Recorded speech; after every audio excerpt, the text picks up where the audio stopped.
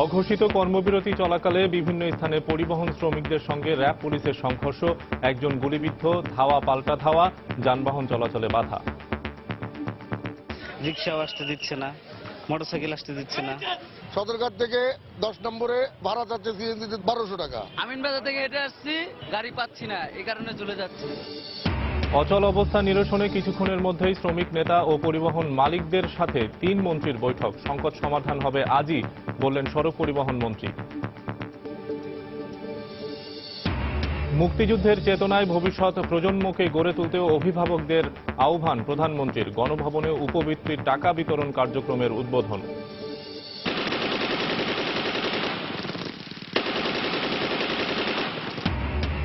এলো বাঙালির মুক্তি সংগ্রামের অগ্নিঝরা মার্চ। স্বাধীনতা উত্তর বাংলাদেশে মার্চের চেতনা কতটা প্রতিষ্ঠিত হয়েছে সেই প্রশ্ন ইতিহাসবিদদের।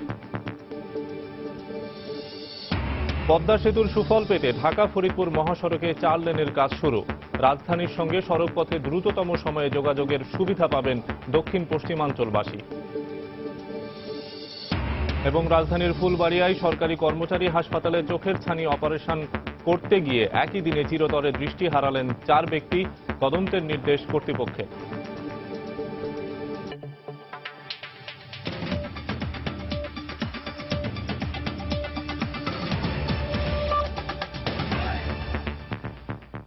সময় সংবাদের সঙ্গে আছি আমি শফিক মোহাম্মদ। দ্বিতীয় দিনের মতো পরিবহন শ্রমিকদের অঘোষিত কর্মবিরতিতে দেশের বিভিন্ন স্থানে উত্তেজনাকর পরিস্থিতি বিরাজ করছে। এ সময় রাজধানীর গাবতলীতে পুলিশ এবং পরিবহন শ্রমিকদের দফায় দফায় সংঘর্ষে গুলিবিদ্ধ হয়েছেন একজন। বন্ধ হয়ে গেছে রাজধানী সহ দেশের সকল রুটে যানবাহন চলাচল। এতে সড়কে যানবাহন না পেয়ে ক্ষোভ প্রকাশ করেছেন সাধারণ মানুষ। পাশাপাশি কর্মবিরতির কারণে অচল অবস্থা বিরাজ করছে বেনাপোল, ভোমরা ও হিলি বন্দরেও। সেলিয়া সুলতানা, মাহমুদ রাকিব ও ব্যুরো প্রতিবেদকদের পাঠানো তথ্য ও ছবি নিয়ে ডেস্ক রিপোর্ট। ধর্মঘটের সমর্থনে গাবতলীতে ভোর থেকেই অবস্থান নেয় পরিবহন শ্রমিকরা। এ সময় তারা বিভিন্ন গাড়ি চলাচলে বাধা দিলে শুরু হয় উত্তেজনা। এক পর্যায়ে র্যাব পুলিশের উপর ইটপাটকেল ছোড়ে তারা। পরে পরিস্থিতি নিয়ন্ত্রণে আনতে টিয়ার শেল ও রাবার বুলেট ছোড়ে র্যাব ও পুলিশ।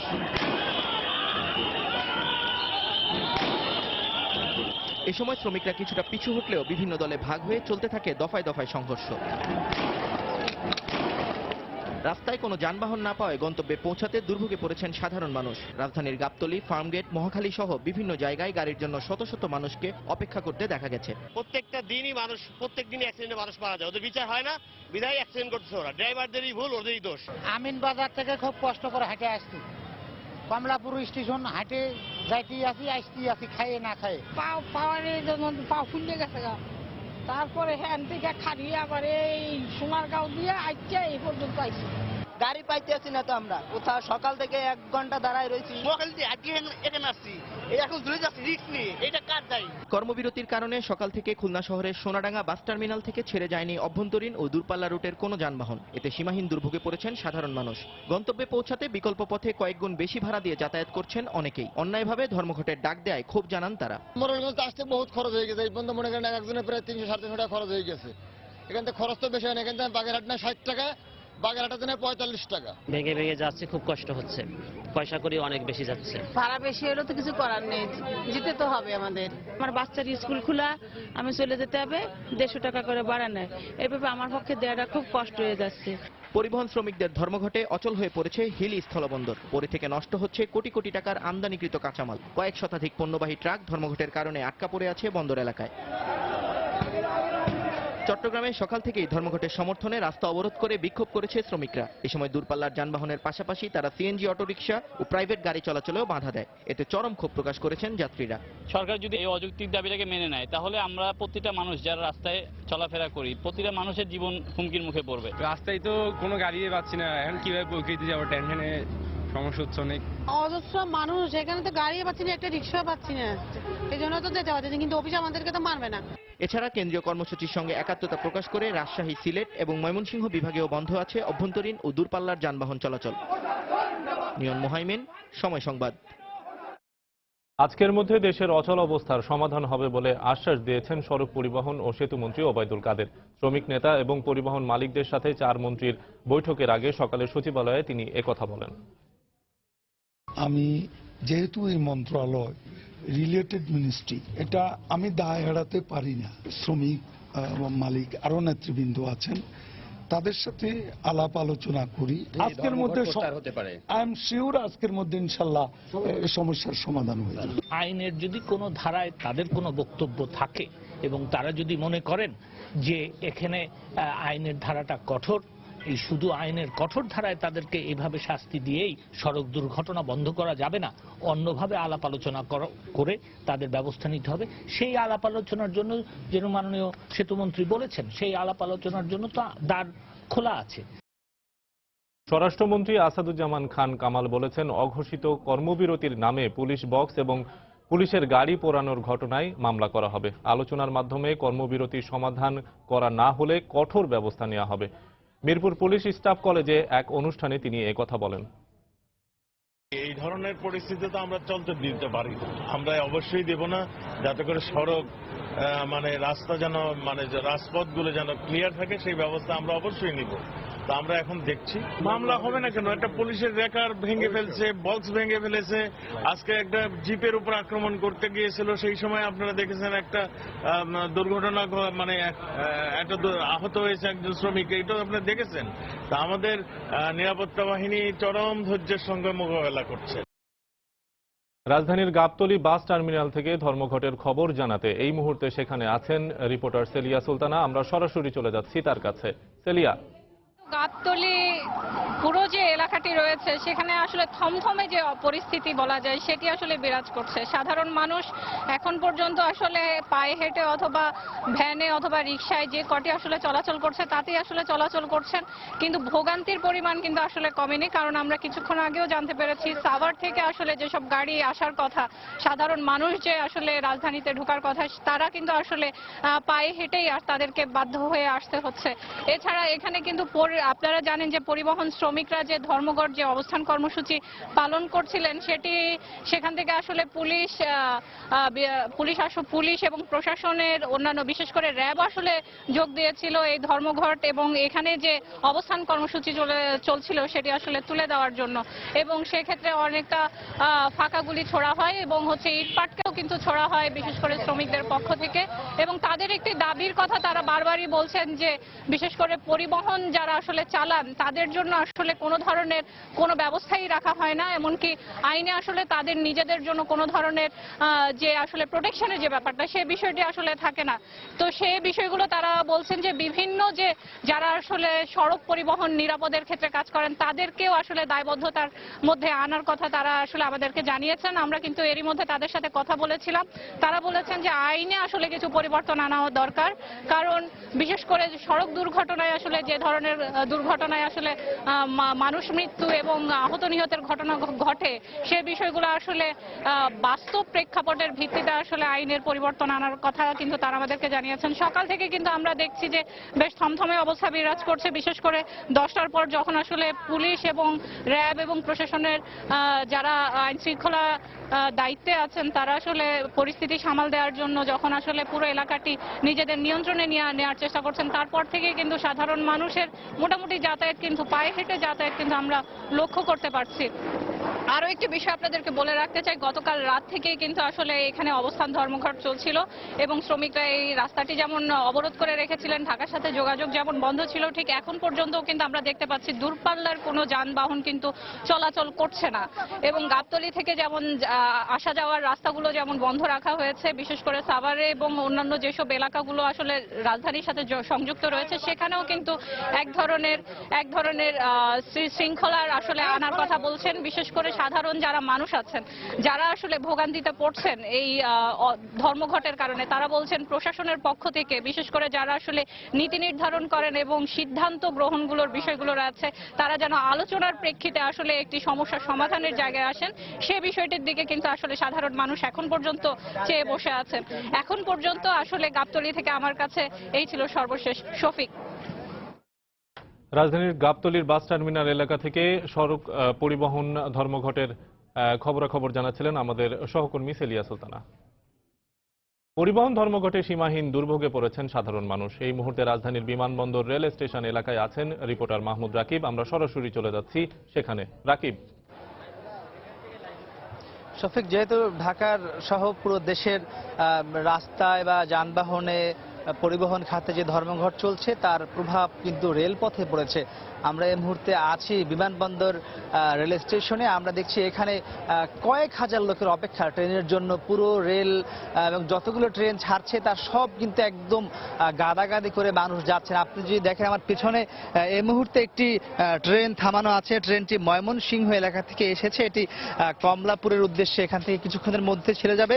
সেই ট্রেনটির কিন্তু পুরো ছাদ ভর্তি কিন্তু মানুষ, ভিতরে তো জায়গা নেই, মানুষ ঝুলে আছেন জানালায় দরজায়।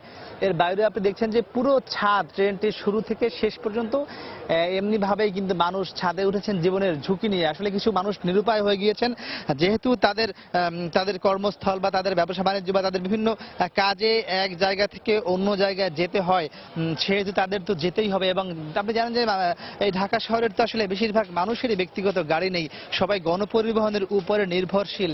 যেহেতু গণপরিবহন বন্ধ রয়েছে, বাস বন্ধ রয়েছে, এই কারণে মানুষ কিন্তু এখন ট্রেনের প্রতি ঝুঁকেছেন। এবং এর আপনি বাম পাশে যদি দেখায় যে রেল স্টেশন, সেই পুরো রেল স্টেশনে এই মুহূর্তে যে কত হাজার মানুষ অপেক্ষা করছেন সেটি আসলে আমি এই মুহূর্তে সংখ্যা তো আমার পক্ষে বলা সম্ভব নয়, তবে সেটি আপনি কিন্তু দেখতে পাচ্ছেন যে কত হাজার মানুষ অপেক্ষা করছেন যে পুরো রেল স্টেশনের দুই পাশেই। কিছুক্ষণ আগে আরো একটি ট্রেন আমরা দেখেছি ঢাকার উদ্দেশ্যে ছেড়ে গিয়েছে, সে ট্রেনটিতে আমরা দেখেছি কিন্তু এমনি ভাবেই ঠিক একইভাবে কয়েক হাজার মানুষ ট্রেনের শুধু ছাদেই গিয়েছেন, পুরো ভিতরেতে কোনো জায়গা নেই। এবং সাধারণ মানুষ যে বিষয়টি আসলে বলছেন সাধারণ মানুষ যে একজন মানুষের সাজার জন্য কেন পুরো 16 কোটি মানুষকে দুর্ভোগে পোহাতে হবে, এই বিষয়টি নিয়ে কিন্তু প্রত্যেকটি মানুষই কিন্তু উদ্বিগ্নতা প্রকাশ করেছে এবং তারা কিন্তু হতাশা প্রকাশ করেছেন।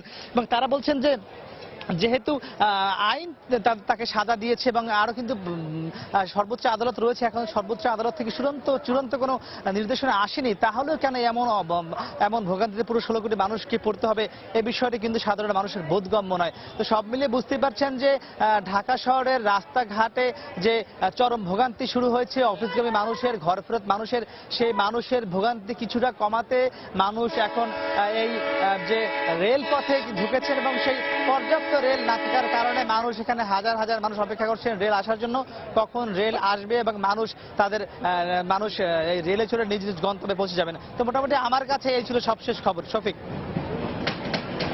বন্দর এলাকা থেকে পরিবহন ধর্মঘটের খবর জানাচ্ছিলেন আমাদের সহকর্মী মাহমুদ রাকিব।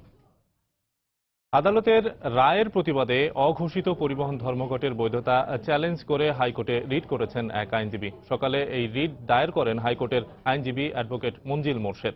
24 ঘন্টার মধ্যে যান চলাচল স্বাভাবিক না করলে সংশ্লিষ্ট পরিবহন মালিকদের লাইসেন্স বাতিলের নির্দেশনা চাওয়া হয়েছে রিটে।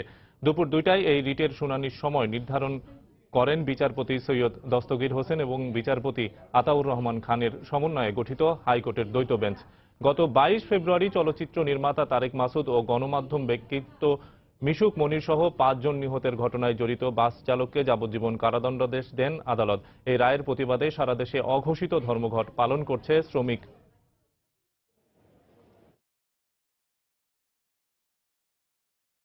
প্রধানমন্ত্রী শেখ হাসিনা বলেছেন, ডিজিটাল বাংলাদেশের সুফল এখন দেশের প্রত্যন্ত অঞ্চলে পৌঁছে গেছে। সকালে গণভবনে প্রাথমিক শিক্ষা উপবৃত্তি টাকা বিতরণ কর্মসূচি উদ্বোধন করেন প্রধানমন্ত্রী। এ সময় তিনি মুক্তিযুদ্ধের চেতনায় ভবিষ্যৎ প্রজন্মকে গড়ে তুলতে অভিভাবকদের প্রতি আহ্বান জানান।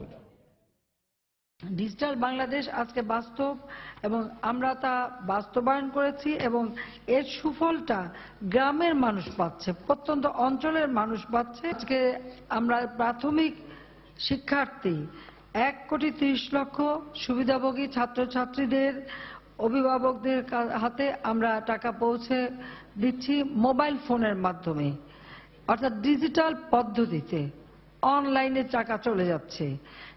এটা আমি মনে করি যে আমাদের মায়েদের যেমন ঝামেলাও কমবে, আর তাছাড়া আমি আর একটা আবেদন করব অভিভাবকদের প্রতি যে নিজের ছেলে মেয়ে মন দিয়ে যাতে পড়াশোনা করে সেদিকে যেমন দৃষ্টি রাখবেন, আবার ছেলে মেয়ে যেন বিপথে না যায়, ওই ছোট্ট বেলা থেকেই তাদেরকে সেইভাবে গড়ে তুলবেন যে যেন তারা আমাদের মুক্তিযুদ্ধের ইতিহাস জানতে পারে, তারা যেন দেশকে ভালোবাসতে পারে। সময় সংবাদে আরো থাকছে। আদালতের নিষেধাজ্ঞা অমান্য করে ভোলার মেঘনা নদীতে চলছে অপরিকল্পিতভাবে বালু উত্তোলন। হুমকির মুখে শত কোটি টাকা ব্যয়ে নির্মিত শহর রক্ষা প্রকল্প। বছর ঘুরে আবার সমাগত বাঙালির মুক্তি সংগ্রামের অগ্নিছড়া মার্চ। একটি নতুন পতাকা, একটি বজ্রকণ্ঠ ভাষণ, একটি ভীষণ কালো রাত, সব মিলিয়ে 1971-এর মার্চকে ধরা হয় বাংলাদেশের মুক্তি সংগ্রামের চূড়ান্ত ক্ষণ। আজকের এই দিনে তৎকালীন পাকিস্তানের প্রেসিডেন্ট ইয়াহিয়া খান অনির্দিষ্টকালের জন্য স্থগিত ঘোষণা করেন জাতীয় পরিষদের অধিবেশন। আরো জানাচ্ছেন আজহার লিমন। 52-এর ভাষা আন্দোলন, 62-এর শিক্ষা আন্দোলন, 66-এর 6 দফা কিংবা 69-এর গণ অভ্যুত্থান, মুক্তি সংগ্রামের প্রতিটি সিঁড়ি অতিক্রম করে যখন 70-এর সাধারণ নির্বাচনে নিরঙ্কুশভাবে জয়ী বাঙালিরা, তখন নতুন করে অগ্নিঝরা মার্চের সম্মুখীন হয় মুক্তিকামী বাঙালি। কারণ পাকিস্তানি সামরিক জান্তার ক্ষমতা হস্তান্তরের টালবাহানা আর নীল নকশার সূত্রপাত হয় এ মাসেই। 1971-এর পহেলা মার্চে জাতীয় পরিষদের অধিবেশন অনির্দিষ্টকালের জন্য স্থগিত করেন তৎকালীন পাকিস্তান প্রেসিডেন্ট ইয়াহিয়া খান। রেডিওতে খবরটি প্রচারের পরপরই পাকিস্তান বিরোধী মিছিলে অগ্রগামী হয় চট্টগ্রাম। এরপর 2রা মার্চ থেকে শুরু হওয়া হরতাল, 3রা মার্চের বিহারীদের চট্টগ্রামের বাঙালিদের উপর চালানো গণহত্যা, গায়েবানা জানাজা সহ সংগ্রাম গাথা দিনগুলো পেরিয়ে আসে মুক্তিগামী বাঙালির সেই দিন, যেদিন স্বাধীনতা সংগ্রামের রূপরেখা তুলে ধরেছিলেন জাতির জনক।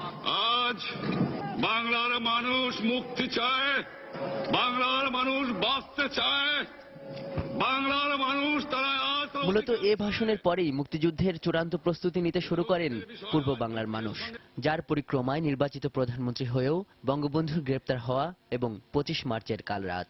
পয়লা মার্চ থেকে ধরা যেতে পারে অসহযোগ আন্দোলন শুরু হয়েছে। দ্বিতীয়ত 7ই মার্চে বঙ্গবন্ধু সেই ঐতিহাসিক ভাষণ দিয়েছেন, যেখানে স্বাধীনতার ডাক দিয়েছেন, প্রতিরোধের ডাক দিয়েছেন। 25শে মার্চ গণহত্যা শুরু হয়েছে পরিকল্পিত, এবং 26শে মার্চ স্বাধীনতা ঘোষণা করা হয়েছে। পরদিন থেকে সারা দেশে স্বতঃস্ফূর্ত প্রতিরোধ শুরু হয়েছে। সুতরাং পুরো মার্চ মাসটাই হচ্ছে উন্মাতাল। কিন্তু এত রক্ত, এত সংগ্রামের সে মার্চের চেতনা কতটা প্রতিষ্ঠিত হয়েছে স্বাধীনতা উত্তর বাংলাদেশে?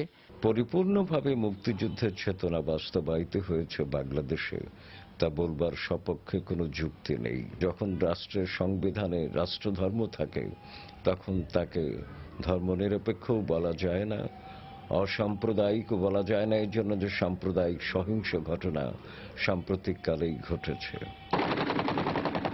অগ্নিঝরায় মার্চ মুক্তি পাগল বাঙালিকে প্রেরণা যোগায় যুগ যুগান্তর। আজহার লিমন, সময় সংবাদ, ঢাকা। আবারও পরিবহন ধর্মঘটের খবর। রাজধানীর কাঁচা বাজারের পাইকারি আড়তগুলোতে ধর্মঘটের প্রভাব না পড়লেও ভোগান্তিতে পড়েছে খেটে খাওয়া মানুষ। একটু বিলম্ব হলেও রাত গভীর হওয়ার সঙ্গে সঙ্গে রাজধানীতে আসতে থাকে সবজি বোঝাই ট্রাকগুলো। দুর্ভোগ ছিল, কিন্তু অন্যান্য রাতগুলোর মতোই কর্মব্যস্ত ছিল শ্রমিকরা। উজ্জ্বল হোসেনের ক্যামেরায় আজহার লিমনের রিপোর্ট। একের পর এক সবজি বোঝাই ট্রাকগুলো ঢুকছে রাজধানীতে, যে ট্রাকগুলোর অধিকাংশের গন্তব্য কারওয়ান বাজারের মতো পাইকারি আড়তগুলোতে। গাড়ি ঘুরাই লইয়া তারপরে মনে করেন যে আপনার আশুলিয়ার ভিতর দিয়ে ঢুকছি, মালটা পৌঁছাতে আমরা অঞ্চলে যাচ্ছি। আমরা এদিকে আপনার গতকালে আসার কথা ছিল? হ্যাঁ, গতকাল আসার কথা ছিল। ঘোষিত কিংবা অঘোষিত অবরোধ কিংবা ধর্মঘট, কোনো কিছুতেই ব্যস্ততা কমেনি রাজধানীর এসব কাঁচা বাজারগুলোতে। রাত এখন প্রায় 3টা। এই মুহূর্তে সবজি বোঝাই ট্রাকগুলো যেমন রাজধানীতে ঢুকছে, তেমনি প্রতিদিনের মতোই ব্যস্ত রয়েছে রাজধানীর এসব খেটে খাওয়া মানুষেরা। তবে এখানকার শ্রমিকদের ছিল নানা অভিযোগ। যে গাড়ি 10টার দিকে আসে, ওই গাড়ি রাতের 1টার পর আইছে, এখনো ভ্যানে 1 টাকার মাল উঠাইতে পারি নাই। ধর্মঘাটে গরিবের পেটে লাত্তি পড়তেছে ভাই। সারা রাত্রে মনে করেন 800-1000 টাকা কাম হয়। আজকে এখন 2 টিপ মাল টানছি, 2 টিপে 300 টাকা আসছে। দামের ব্যাপারও পাইকার আড়তদারদের ছিল মিশ্র প্রতিক্রিয়া। স্বাভাবিক আর কি, এখনো আছে। এর পরবর্তীতে মালের দাম বাড়তেছে আস্তে আস্তে। একটা উছিলা পাইছে যে গাড়ি আসে না, ড্রাইভার ধর্মঘটে ইয়াতে গাড়ি আসে না, এলে গেল মালের দাম বেশি, মালের দাম আরো কম, আস্তে আস্তে এখন আর কমবো। তবে মঙ্গলবার থেকে শুরু হওয়া পরিবহন ধর্মঘটে নতুন করে ট্রাক কাভার্ড ভ্যান না চালানোর সিদ্ধান্ত নিয়েছে শ্রমিক মালিক সমিতি।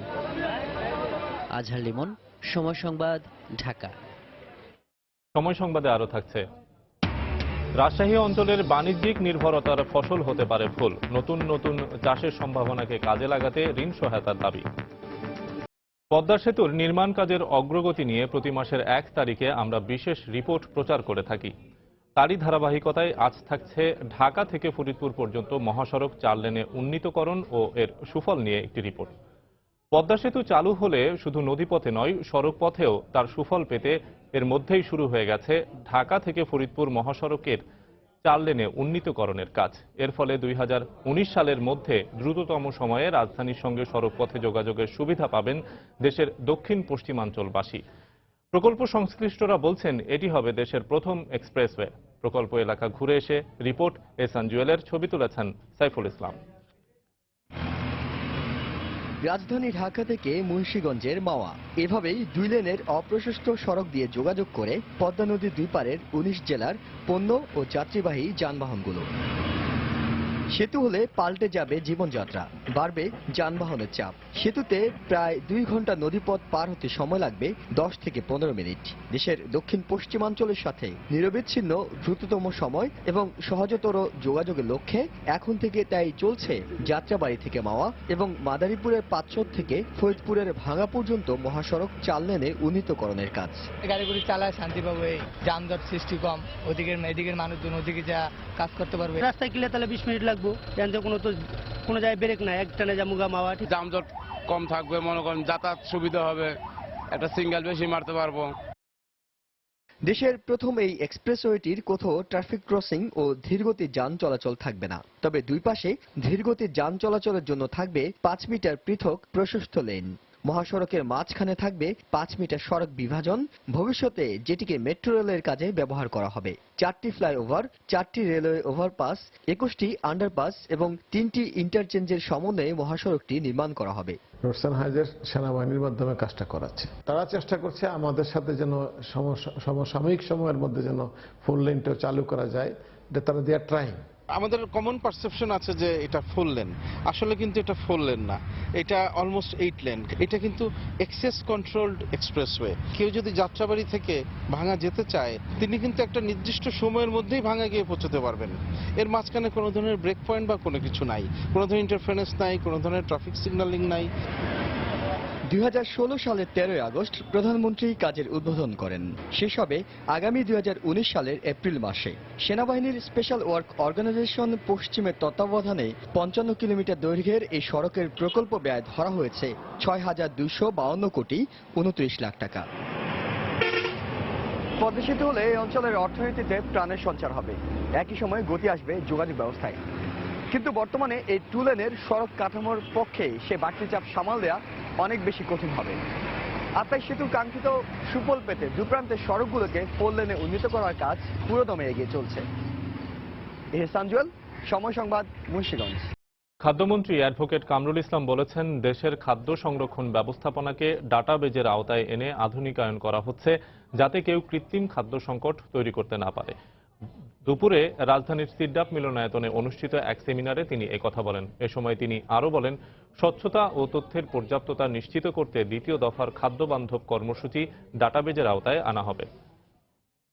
সরকারের খাদ্য সংরক্ষণের কি আছে সেটা তো জানতে পারবোই, প্লাস টোটাল বাংলাদেশের কোথায় কি মজুদ আছে সেটাও কিন্তু আমরা এই ইন্টারনেটের মাধ্যমে অনলাইনে প্রবেশ করে আমরা জানতে পারবো। তাতে সুবিধা হবে কি, আমাদের কৃত্রিম সংকট সৃষ্টি করা, কৃত্রিম চাল দাম বাড়ানোর যে প্রবণতা, এই বিষয়ে আমাদের একটা প্রতিরোধ করার আমাদের সুবিধা হবে। খাদ্য বান্ধব কর্মসূচি 10 টাকা কেজিতে চাল, আমরা ওই কর্মসূচি কিন্তু ডাটাবেজে আনতে চাচ্ছি। আগামীকাল থেকে 2য় পর্যায়ে মার্চ এপ্রিলের কর্মসূচি আগামীকাল থেকে শুরু হবে এবং ইনশাল্লাহ ওই কর্মসূচিটা ডাটাবেজে আমরা নিয়ে এসেছি। 5 লক্ষ পারিবারিক চাইল, 5 লক্ষ পরিবারকে আমরা দেব 60 কেজি করে, সেটা সংরক্ষণ করতে, সেটাও আমরা বিতরণ করবো। আগামী মাসের থেকে আমরা শুরু করতে পারবো। সিটি কর্পোরেশন হওয়ার প্রথম দফায় কুমিল্লা নগরের কেন্দ্রে উন্নয়নের ছোঁয়া লাগলেও অবহেলিত রয়ে গেছে নগর দক্ষিণ এলাকা। সৌন্দর্য বর্ধন, প্রশস্ত রাস্তা সহ নানা বিষয় নজর কেড়েছে নগরবাসীর। আবার যানজট, জলাবদ্ধতা সহ বেশ কয়েকটি বিষয়ে প্রত্যাশা পূরণ না হওয়ায় অস্বস্তিতে অনেকেই। ভোটের আগে চাওয়া পাওয়ার এই ফারাক বুঝে ভোটারদের সিদ্ধান্ত নিতে বলছে সুশীল সমাজের প্রতিনিধিরা।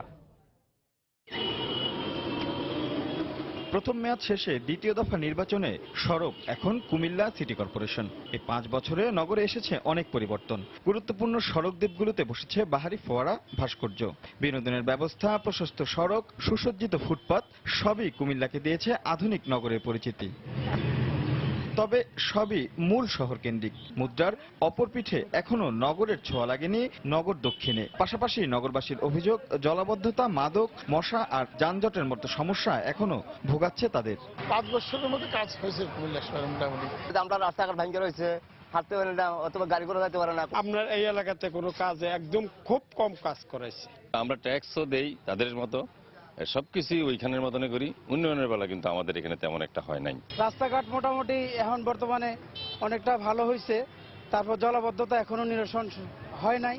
সুশীল সমাজের প্রতিনিধিরা বলছেন, মেয়াদ শেষে প্রত্যাশা আর প্রাপ্তির ফারাক থাকবেই, তবে ব্যবধান মেপেই সিদ্ধান্ত নিতে হবে ভোটারদের। এক্ষেত্রে জনগণের প্রয়োজন বুঝে কাজ করতে পারবে এমন মানুষকেই বেছে নিতে বলছেন তারা। প্রাপ্তির সাথে প্রত্যাশার সাথে মিলে না, সঙ্গত কারণেই মানুষের প্রত্যাশা যেটা ছিল তার আংশিক হয়তো পূরণ হয়েছে, সম্পূর্ণটা পূরণ হয়নি। আমরা ভবিষ্যতে আশা করব যিনি আসবেন উনি ওই প্রত্যাশাকে পূরণ করবেন। সিটি কর্পোরেশনের সাথে আমাদের যে প্রত্যাশা এবং প্রাপ্তি একটা ফারাক রয়ে গেছে। তারা চেষ্টা করেছে, সব চেষ্টা সম্পূর্ণ না। আসবে নতুন নির্বাচিত হয়ে মেয়র আসবেন, তিনি নতুনভাবে চিন্তা করবেন, তিনি একজন ইনোভেটিভ মানুষ হবেন, তিনি উদ্ভাবনী চিন্তা করবেন, নতুন কি করা যায় এই পুরাতন শহরকে। 2,07,556 জন ভোটার 30 মার্চ নির্ধারণ করবেন তাদের নতুন মেয়র। রাশেদ লিমন, সময় সংবাদ, কুমিল্লা। দেশের বাইরের খবর। সবার আগে নিজ দেশের জনগণের নিরাপত্তা নিশ্চিত করা এবং মার্কিনীদের জন্য কর্মসংস্থান সৃষ্টি সরকারের প্রধান লক্ষ্য বলে মন্তব্য করেছেন মার্কিন প্রেসিডেন্ট ডোনাল্ড ট্রাম্প। প্রেসিডেন্ট নির্বাচিত হওয়ার পর মঙ্গলবার প্রথমবারের মার্কিন কংগ্রেসে দেয়া ভাষণে একথা বলেন তিনি। এ সময় শক্ত অভিবাসী আইন প্রণয়নের মাধ্যমে দেশে কর্মসংস্থানের সুযোগ সৃষ্টি করা হবে বলেও জানান তিনি। ট্রাম্প আরও বলেন, যুক্তরাষ্ট্রের উন্নয়নের স্বার্থেই রিপাবলিকান এবং ডেমোক্র্যাটদের দলের সদস্যদের এক হয়ে কাজ করতে হবে। মার্কিনদের নিরাপত্তা রক্ষায় এবং যে কোনো ধরনের সন্ত্রাসী হামলার হাত থেকে দেশকে বাঁচাতে হোমল্যান্ড সিকিউরিটি বিভাগ এবং কেন্দ্রীয় গোয়েন্দা সংস্থা CIA-কে সমন্বিতভাবে কাজ করারও নির্দেশ দেন ট্রাম্প। এছাড়াও সাবেক মার্কিন প্রেসিডেন্ট বারাক ওবামার স্বাস্থ্যনীতি ওবামা কেয়ার বাতিল করে আরও উন্নত স্বাস্থ্যনীতি প্রণয়ন করা হবে উল্লেখ করে ট্রাম্প বলেন, জনগণকে তার ইচ্ছা ও সুবিধা অনুযায়ী স্বাস্থ্য বীমা ক্রয়ের সুবিধা দেওয়া উচিত।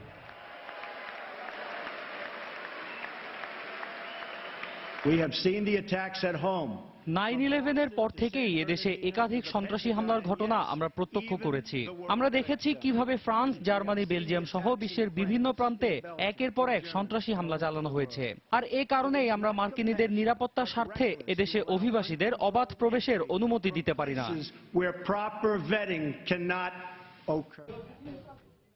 এ পর্যায়ে শীর্ষ সংবাদ জানিয়ে দিচ্ছি আরেকবার।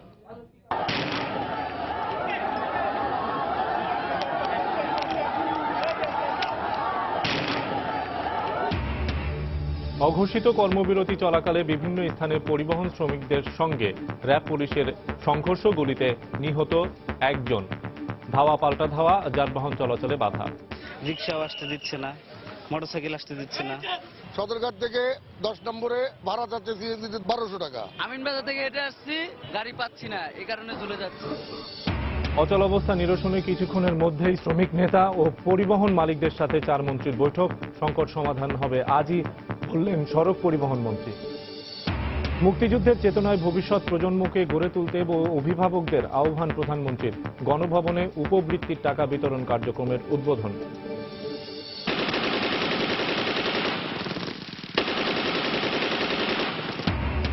এলো বাঙালির মুক্তি সংগ্রামের অগ্নিঝরা মার্চ। স্বাধীনতা উত্তর বাংলাদেশে মার্চের চেতনা কতটা প্রতিষ্ঠিত হয়েছে সেই প্রশ্ন ইতিহাসবিদদের। পদ্মা সেতুর সুফল পেতে ঢাকা ফরিদপুর মহাসড়ককে 4 লেনের কাজ শুরু। রাজধানীর সাথে সড়ক পথে দ্রুততম সময়ে যোগাযোগের সুবিধা পাবেন দক্ষিণ পশ্চিমাঞ্চলবাসী। এবং রাজধানীর ফুলবাড়িয়ায় সরকারি কর্মচারী হাসপাতালে চোখের ছানি অপারেশন করতে গিয়ে একই দিনে চিরতরে দৃষ্টি হারালেন 4 ব্যক্তি। তদন্তের নির্দেশ কর্তৃপক্ষের। এই ছিল এখনকার মতো। যে কোনো খবর পেতে ভিজিট করুন সময়নিউজ.tv। যে কোনো বাংলা লিংক ও রবি নম্বর থেকে সময় সংবাদের খবর, অনুষ্ঠান সম্পর্কে জানতে এবং যে কোনো তথ্য সময় সংবাদকে জানাতে ডায়াল করুন 16242 নম্বরে। এছাড়া এইমাত্র পাওয়া খবর আপনার মোবাইলে পেতে SMS করুন *BN লিখে পাঠিয়ে দিন 16242 নম্বরে। আর সঙ্গে থাকুন সময়।